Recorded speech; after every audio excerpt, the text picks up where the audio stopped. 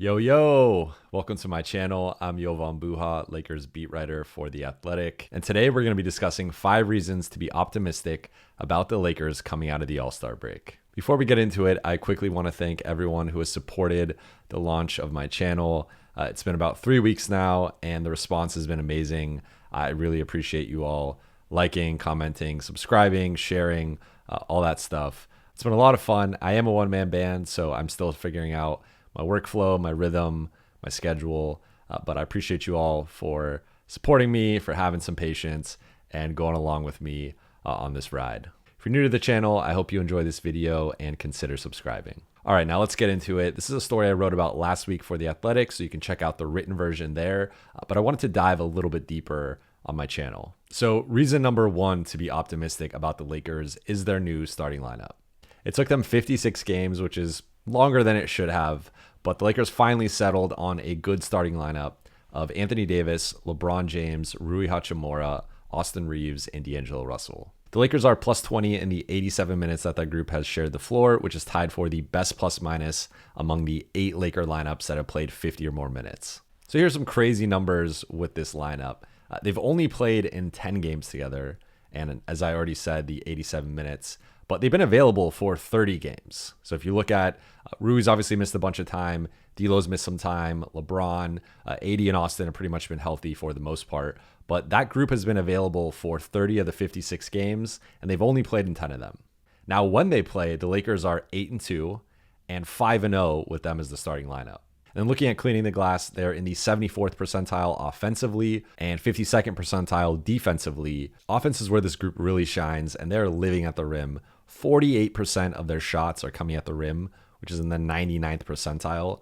They're also in the 82nd percentile for corner three-point attempts. So they're getting very high percentage looks. All 5 guys can score at all 3 levels, and they just became the first starting lineup to have all 5 guys score 20 or more points since 1993. I know it sounds crazy, but playing your best players together and playing them more minutes leads to good results. Perimeter defense is a concern with this group. They don't have a traditional wing stopper. They're relying on a combination of Austin, Rui, and LeBron to get it done. But I think this group is just so good offensively that it might not matter. To me, these are the Lakers' 5 best players. I can hear an argument for Spencer Dinwiddie or Jared Vanderbilt at number 5, but I'm taking Rui Hachimura. And this group just makes a lot of sense together. In my opinion, it should have been the starting lineup entering the season. I know some people with the Lakers felt that as well, but it's better late than never.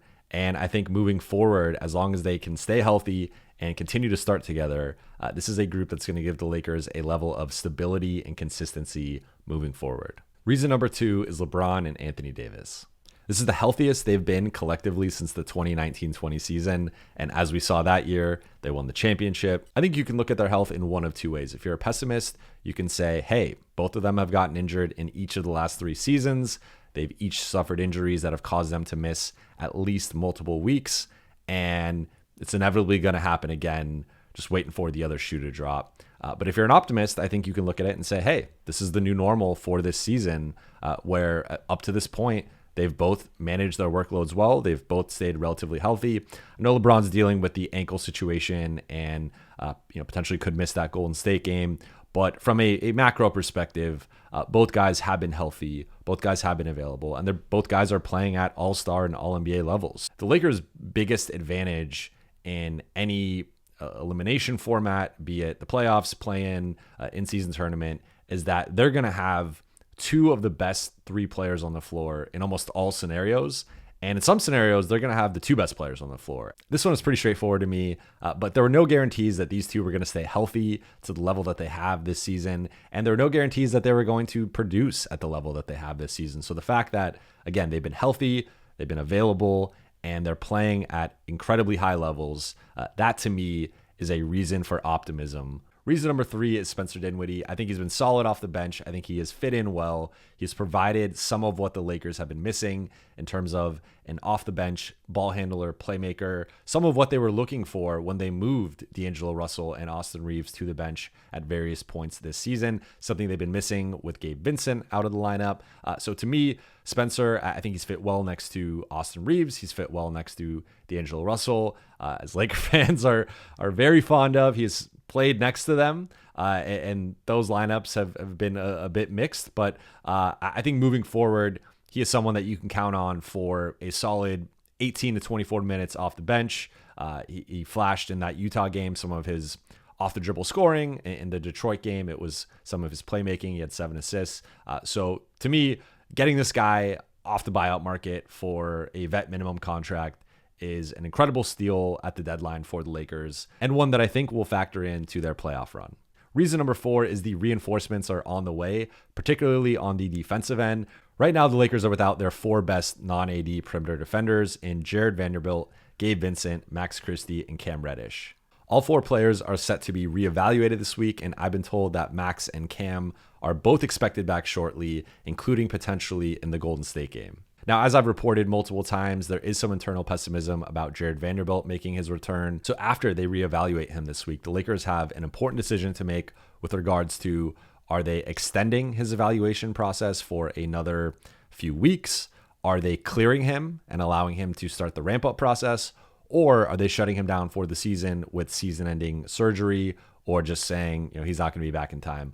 So that's something that the team is currently evaluating, and we should have an update hopefully by the end of the week, if not by next week. And then there's Gabe Vincent, who could be back by early March or so.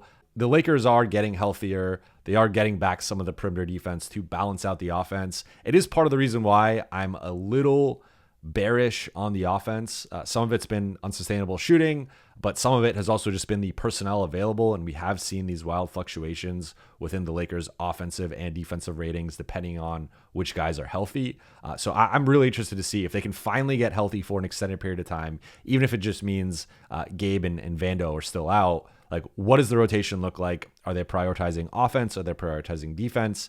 And what's the best combination to make it all work? And finally, reason number 5 is the upcoming home-heavy schedule. 7 of the Lakers' next 10 games are at home, and 9 of their 14 games in March are at home, where they are 19-9, which is the 5th best record at home in the West. Now, it's not exactly a cakewalk schedule. They have matchups with Denver, Milwaukee, Minnesota, just to name a few. But the Lakers have been a much better home team. Several of their role players, including D'Angelo Russell, Max Christie, Cam Reddish, Christian Wood, and Jared Vanderbilt, have all performed better at home. That's just what happens, right? Like, role players tend to play better at home. So I think the Lakers have a critical opportunity here to pad their record and extend it from 4 games above 500 to 7, 8, 9. And at that point, you are in the conversation for the 6 or 7 seed, which is their goal. Of course, there are plenty of other reasons to be optimistic. Again, the offense has been amazing for almost 2 months now. D'Angelo Russell is amid the best stretch of his career. Austin Reeves has become a plus-minus darling again and is doing all the little things. And we could go on and on, but I'm interested. What is your reason for optimism? What are your several reasons for optimism? Let me know in the comment section below. Do you agree with what I said? Do you disagree? Do you have any additional points to make? I appreciate you watching this video. If you enjoyed it, please be sure to like, subscribe, comment, share. And I'll be back Wednesday with a new vlog after practice. I'll talk to you guys soon.